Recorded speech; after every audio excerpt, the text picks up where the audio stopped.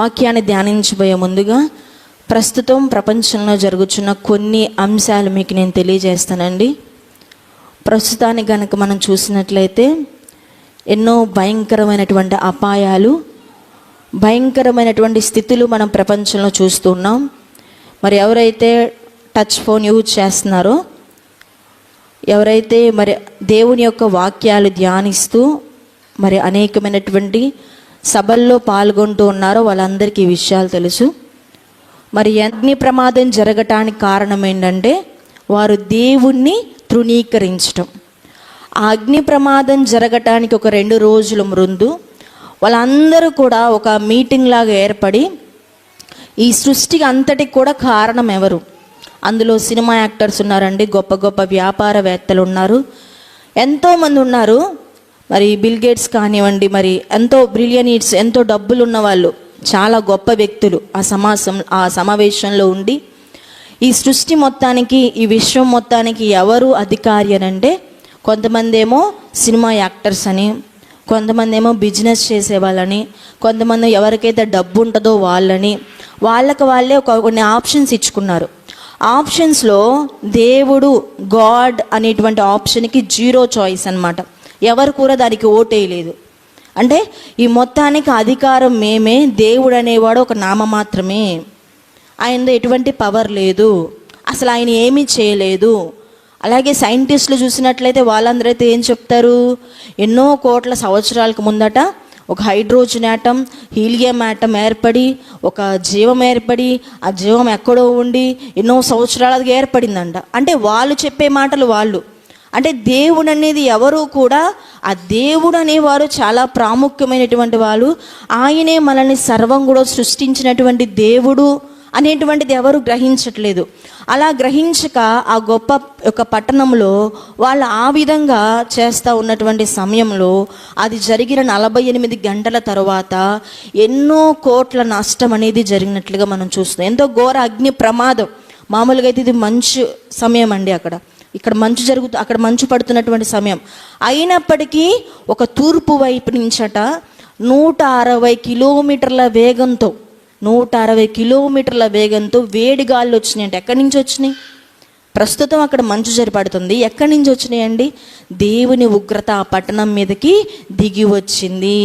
అలాగే ఒక దైవజనుడు, నేను మరి ఫోన్లో చూస్తున్నప్పుడు దైవజనుడు చెప్పాడండి, మామూలుగా మనకి తెలుసు 6 రోజులు దేవుడు సృష్టి అంతటిని చేసి 7వ రోజు విశ్రమించాడు. అలాగే యేసు ప్రభువారు ఈ లోకానికి రావటానికి ముందు 4000 సంవత్సరాలు గతించిపోయినాయి అంటండి. మనకి తెలుసు వాక్యం, ఏం తెలుసు? దేవుడి దృష్టిలో 1000 సంవత్సరములు ఎన్ని రోజులండి? ఒకే ఒక్క దినం కదా.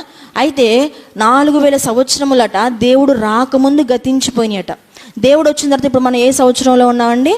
2025 సంవత్సరాలు. అంటే 6000 సంవత్సరాలు గతించిపోయినాయి. ఈ 6000 సంవత్సరాలు మనం 6 దినాలు గనక తీసుకున్నట్లయితే ఈ 7000వ సంవత్సరంలో ఖచ్చితంగా మనము అంత్యకాల దినాల్లో ఉన్నాం. దీన్ని ఎంతమంది నమ్ముతారండి? ఎన్నో ప్రవచనాలు, ఎన్నో వాక్యాలు మనము అనవసరమైన దానికి యూజ్ చేస్తాం, కానీ ఫోను అవసరమైనది కనుక మనం చూస్తే నిజంగా మన ఎముకల్లో భయము పుట్టిద్దండి, నిజముగా. ఎందుకంటే నిజముగా ఆ 2వ రాకల్లో ఏమేం జరుగుతాయో కూడా ఈ అమెరికా వాళ్ళు కూడా కొన్ని సినిమాలు తీశారు. అవి తీసినప్పుడు ఒక వ్యక్తి వెళ్ళిపోతూ ఉంటాడు, ఏదో తగిలిద్ది, రక్తం మాంసం ముద్దల్లాగా పడిపోతాయి. అవన్నీ చూసినప్పుడు దృశ్యాలు నిజముగా అట్లాంటి టైంలో కనుక మనం ఉంటే మన పరిస్థితి ఎలా ఉండిద్దో మనం నిజంగా మన ఆలోచన కానీ మన ఊహకు కానీ అది ఖచ్చితంగా అందదు. అయితే ఈరోజు నా వాక్య అంశం ఏంటంటే, మనము అంత్యకాల దినాల్లో ఉన్నాం. అంత్యకాలంలో ఉన్నటువంటి మనము దేనికోసం సిద్ధపడాలి? మనం సిద్ధపడి ఎలా మన జీవితాలను మార్చుకోవాలి? ఎవరిలో అంటుకట్టబడాలి? ఎవరిలో మనం ఉండాలి? నిజంగా ఇలా వాళ్ళు మాట్లాడినట్లుగా మనమే చాలా ముఖ్యం.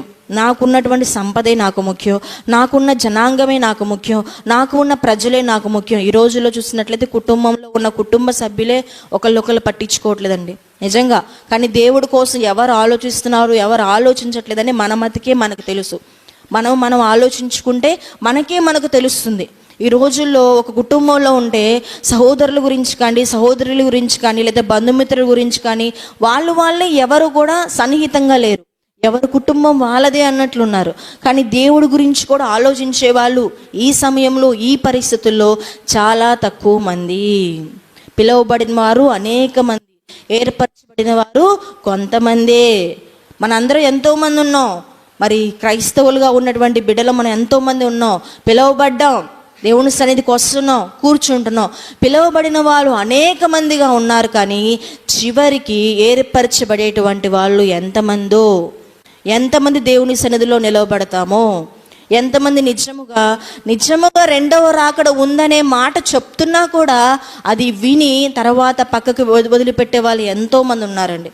నిజంగా దేవుని రెండవ రాకడ ఉంది, సూచనలు జరుగుతున్నాయి, ఎన్నో క్రియలు జరుగుతున్నప్పటికీ మన యొక్క స్థితిలో, మన ఆలోచనలోనే, మన యొక్క అనేకమైనటువంటి క్రమాల్లోనే మనం ఉంటూ ఉన్నాం. కానీ దేవుని సేవ, దేవుని ప్రేమ, దేవుని యొక్క పరిచర్య జరిగించే వాళ్ళు చాలా తక్కువ మంది అన్నమాట. అయితే అందులోనూ దేవుని కోసం నిజముగా జీవించే వాళ్ళు ఉన్నారు, దేవుని కోసం నిజముగా ప్రయాసపడే వాళ్ళు ఉన్నారు. వాళ్ళు ఉన్నారు, వీళ్ళు ఉన్నారు అడగండి. కానీ ఒక 100% మందిలో మనం చూసుకుంటే కేవలం 1 లేదా 2% మాత్రమే దేవుణ్ణి నమ్ముకున్న వాళ్ళు ఉంటారు. మిగతా 98% మంది లోకంలోనూ దేవుళ్ళలోనూ అటు ఇటు తిరుగులాడే వాళ్ళు ఉంటారు. నిజంగా ఇది జరుగుతున్నటువంటి పరిస్థితి మనం ఒకసారి జ్ఞాపకం చేసుకుందామండి. మనము ఏ స్టేజ్లో ఉన్నాం, మనం ఏ పరిస్థితిలో ఉన్నాం. ఇది అంత్యకాలము. నిజముగా ఇది అంత్యకాలంలో మన ప్రవర్తన అనేది సరిగా లేకపోతే, మనము దేవుళ్ళు అనేది సరిగా లేకపోతే దేవుని ఉగ్రతకు పాలు పొందుకునే వాళ్ళంగా ఉంటాం అన్నమాట.